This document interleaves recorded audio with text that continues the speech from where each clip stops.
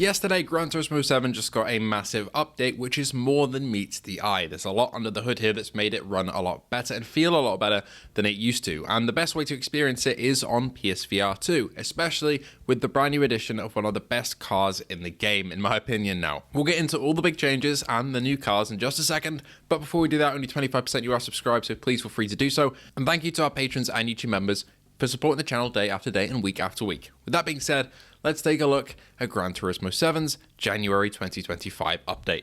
Overall, this is quite a cheap update for the player. There's 4 new cars which we'll break down after the patch notes, but overall the update's going to cost you about 1.1-ish million credits, and 1 million of those credits is just on one singular car, so this is not a very expensive update. As for game changes, there have been adjustments for ABS and traction control, especially on controller, which I can definitely tell there is a difference. I don't know whether it's better or worse right now. It's pretty fresh on the mind, so I'll have to see how that kind of rolls out in the long run. But the steering algorithm for controller does feel a little bit better, and especially the aero in Group 1 cars now feels a lot more manageable on controller. Switching over to wheel, they have now fixed the force feedback for Formula cars, which is a massive thumbs up from me. This was one of the biggest disappointments of the big revamp that happened last year, is that Formula cars lost any sort of kind of force feedback or response in terms of feeling how the car is on the road, and now that has been bumped up a fair bit. We've also got new events and menus. The new events are a little bit disappointing in my opinion, mostly because we have a new Formula car, spoiler alert, but there is no Formula event. The new menu is completely fine, but yeah, baffling that we don't have a Formula event. I don't understand that. The Sophie AI is now available on 17 circuits out of the game's 35 or 37, I can't remember the exact number, but we have 2 more. So Interlagos and Mount Panorama have been added in this update, meaning you can race the Sophie AI that's way too hard for me to your heart's content. That being said, those are the biggest changes, and these are very, very welcome. There have been some changes to grip in wet weather and grip for dirty tyres, but I haven't really noticed those too much. They will come over time, I think, in terms of me noticing them. With all that being stated, let's take a look at the new cars and drive them around in VR.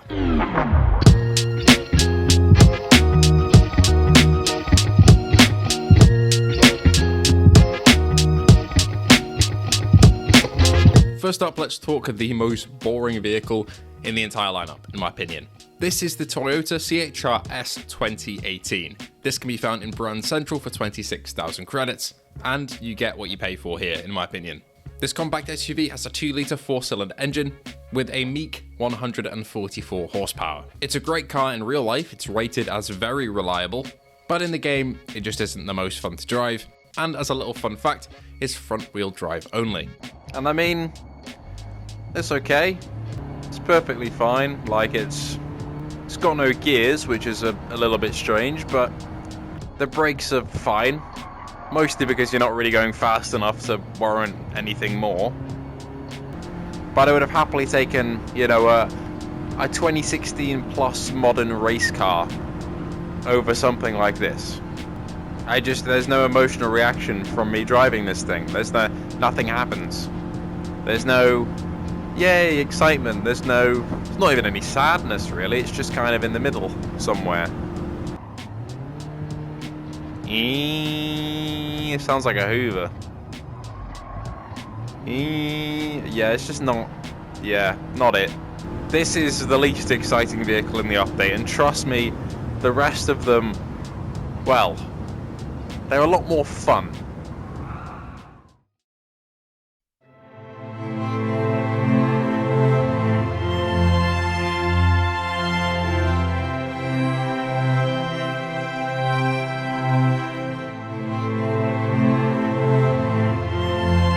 This 5-door electric SUV will cost you 85,000 credits from Brand Central, but if you watch the GT World Finals through the viewer campaign, this will be given to you for free. As I said before, it is electric, meaning that it does have quite a lot of horsepower, 641 to be precise, with a 3.4 second 0 to 60 time. It does feel very, very heavy on the road, but a cool detail of the real car is that it has a fake 5-speed gearbox, which is awesome, and it adds to the simulation with fake engine sounds, which the car in the game actually replicates. How cool is that? However, it doesn't seem like it replicates the entire 5-speed gearbox, which I'm not going to lie, is kind of sad.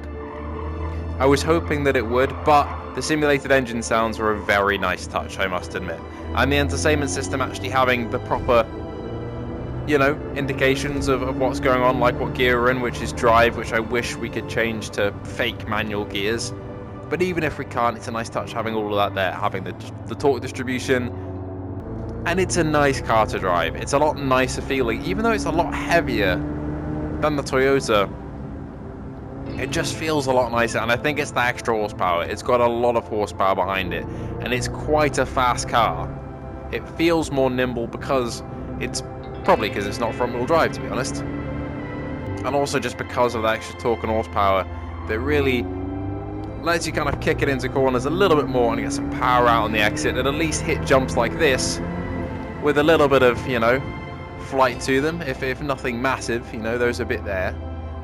Another really nice touch is the heads-up display in front. You can see what gear we're in, we can see how fast we're going, and I'm assuming that's the same on the actual car. That's a really cool touch they've added to the game, and something that would probably blow my mind if I was actually driving with a car with a heads-up display in it. That's pretty fantastic. However, the next car we're looking at does have a real engine, and it's quite an iconic car too. And, well, a lot older than this Hyundai.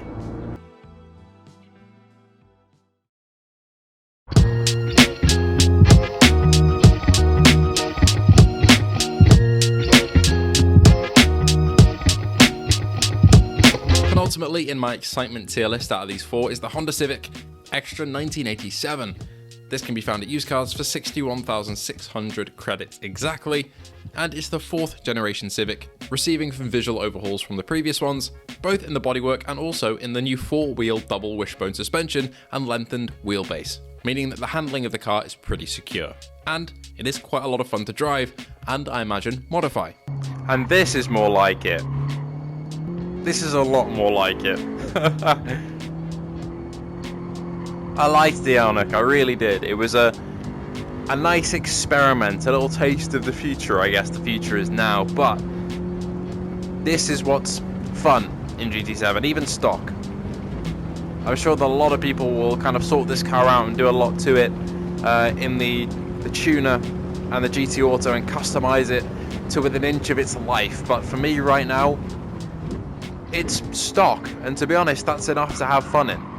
And something about the modelling in this does just hit kind of differently with the shape of the steering wheel. You can really see the way it's like slanted inwards. I don't know how to describe it really, but that sense of depth is pretty fantastic.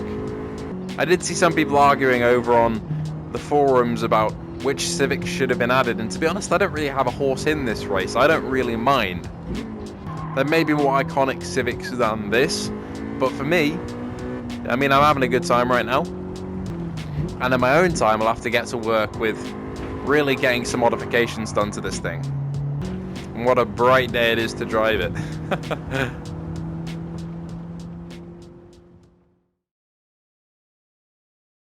Finally, the most exciting car out of the entire update is the Gran Turismo F3500A.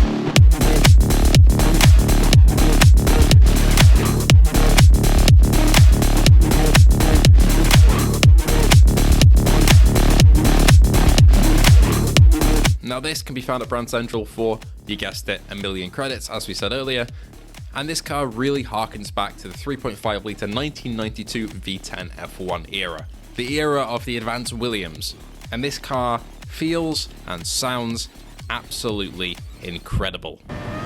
This is where things get real. What a fantastic sounding car that is.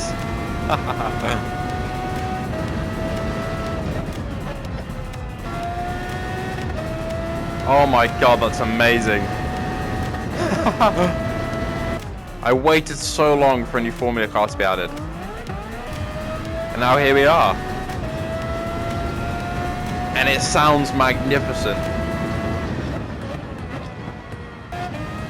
Oh my god, that's so good.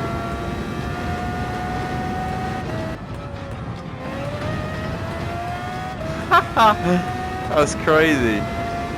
Oh, and they've listened to the feedback a bit. The older Formula cars, you can't really put your head around too much, but here you can. Before you trigger that green geometry. You see that? But there's so much kind of breathing room here. Ah, that's fantastic. I could do this forever, I really could. Oh. Yeah, I think that might do that. We've ended up at the barriers, but that's okay. What a fantastic car that is.